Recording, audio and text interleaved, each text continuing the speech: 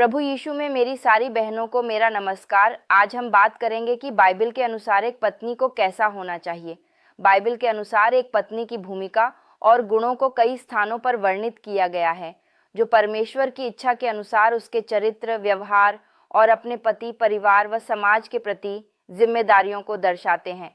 Bible में एक आदर्श पत्नी को परमेश्वर का भय मानने वाली, सद्गुणी, वफादार, मेहनती और प्रेममयी बताया गया है। परमेश्वर का भय और सद्गुणन सुंदरता तो व्यर्थ है, परंतु जो स्त्री यहोवा का भय मानती है उसकी प्रशंसा की जाएगी। नीति वचन 31:30। अर्थ: एक पत्नी का सबसे महत्वपूर्ण गुण परमेश्वर के प्रति उसका भय और श्रद्धा है। यह उसे अपने परिवार और कर्तव्यों के प्रति सही दृष्टिकोण देता है। उदाहरण: रूत 1:4। एक ऐसी स्त्री थी जो परमेश्वर के प्रति वफादार थी। मोआबी होने के बावजूद उसने नाओमी के परमेश्वर को अपनाया और बोअज की पत्नी बनकर दाऊद की वंशावली में शामिल हुई। उसका परमेश्वर में विश्वास और वफादारी उसे एक आदर्श पत्नी बनाती है। ओ वचन: सद्गुणवती पत्नी कौन पा सकता है, क्योंकि उसका मूल्य मूंगों से भी बहुत अधिक है। नीति वचन 31-10। अर्थ: एक सद्गुणवती पत्नी अनमोल होती है जो अपने परिवार की भलाई के लिए मेहनत करती है। उदाहरण: नीति वचन 31:10-31 में वर्णित सद्गुणवती स्त्री एक आदर्श पत्नी का चित्रण है। वह अपने पति के लिए भरोसेमंद है। वचन 11। मेहनती है। वचन 13-15 और अपने परिवार की देखभाल करती है। वचन 27। 2. पति के प्रति सम्मान और समर्पण।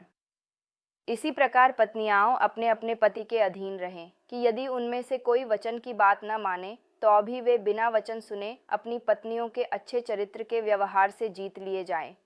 1 पतरस 3:1। अर्थ: एक पत्नी को अपने पति के प्रति सम्मान और आज्ञाकारिता दिखानी चाहिए, विशेष रूप से अपने व्यवहार और चरित्र के माध्यम से। उदाहरण: सारा।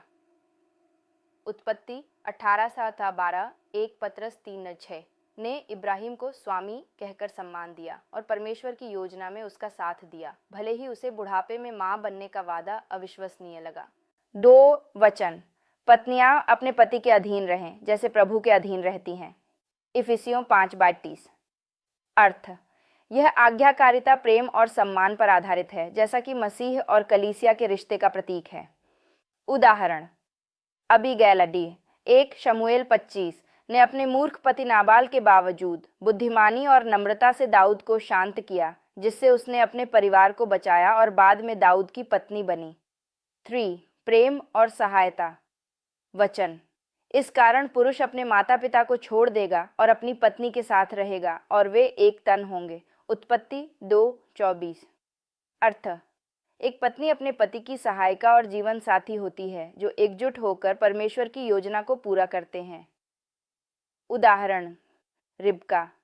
उत्पत्ति 24 ने इसहाक की पत्नी बनकर परमेश्वर की योजना में सहायता की और याकूब को जन्म देकर इज़राइल की नींव में योगदान दिया। वचन: वह अपने पति का भला ही करती है, बुरा नहीं। वह अपने जीवन भर ऐसा ही करती रहेगी। नीति वचन 31:12। अर्थ: एक पत्नी अपने पति की भलाई के लिए समर्पित होती है। उदाहरण: शूनम्मी स्त्री 2 राजा 4:8-10 ने भविष्यवक्ता एलीशा की सेवा की और अपने पति के साथ मिलकर उसे रहने की जगह दी, जिसके बदले परमेश्वर ने उसे पुत्र का आशीर्वाद दिया। 4 मेहनती और परिवार की देखभाल करने वाली। वचन: वह अपने घराने की अच्छी रीति से देखभाल करती है और आलस्य की रोटी नहीं खाती। नीति वचन 31:22। अर्थ: एक पत्नी अपने परिवार की ज़रूरतों का ध्यान रखती है और मेहनती होती है। उदाहरण: हन्ना 1 शमूएल 1:2 ने परमेश्वर से प्रार्थना करके अपने पुत्र शमूएल को प्राप्त किया और उसे परमेश्वर की सेवा में समर्पित किया, जिससे वह एक महान भविष्यवक्ता बना। वचन: वह सवेरे तड़के उठती है और अपने घराने के लिए भोजन और अपनी दासियों के लिए हिस्सा ठहराती है। नीति वचन 31:15। उदाहरण: लुदिया। प्रेरितों 16:14-15 एक व्यापारी स्त्री ने अपने घर को कलीसिया के लिए खोला और मेहनत से अपने परिवार और समुदाय की सेवा की। 5 बुद्धिमान और दयालु। वचन: वह बुद्धि से अपना मुंह खोलती है और उसके जीभ पर करुणा की शिक्षा रहती है। नीति वचन 31:86। अर्थ: एक पत्नी को बुद्धिमानी और दया से बोलना चाहिए जिससे उसका परिवार और समुदाय लाभान्वित हो। उदाहरण: एस्तेर 4:8 ने बुद्धिमानी और साहस के साथ अपने लोगों को हामान के नरसंहार से बचाया, परमेश्वर की इच्छा को पूरा करते हुए। 6. विश्वास और प्रार्थना में दृढ़ वचन। उसके लड़के उठकर उसको धन्य कहते हैं। उसका पति भी उसकी प्रशंसा करता है। नीति वचन 31:28। अर्थ: एक पत्नी का विश्वास और कार्य उसके परिवार में प्रशंसा और सम्मान लाते हैं। उदाहरण: मरिया लूका 1:28 ने परमेश्वर की इच्छा को स्वीकार किया और यीशु को जन्म दिया, जो विश्वास और समर्पण का सर्वोच्च उदाहरण है। 7. पाप और प्रलोभन से दूर रहना।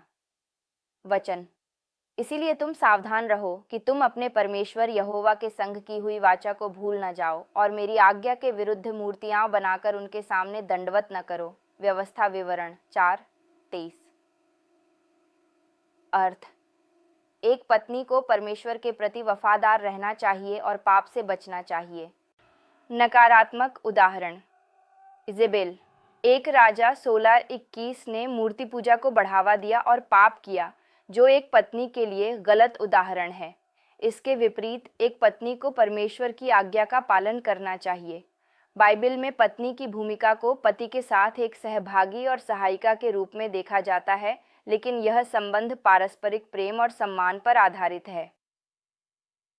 इफिसियों 5:25 में पतियों को भी अपनी पत्नियों से वैसा प्रेम करने को कहा गया है जैसा मसीह ने कलीसिया से किया। इस प्रकार एक पत्नी का आज्ञाकारी होना दास्ता नहीं, बल्कि प्रेम और विश्वास का प्रतीक है। आज की बाइबल की शिक्षा में मेरी सारी मसीही बहनों को और माता को आशीष मिले। मैं नए वचन के साथ फिर आऊंगी। तब तक के लिए आप सभी को प्रभु यीशु में आशीष मिले। धन्यवाद।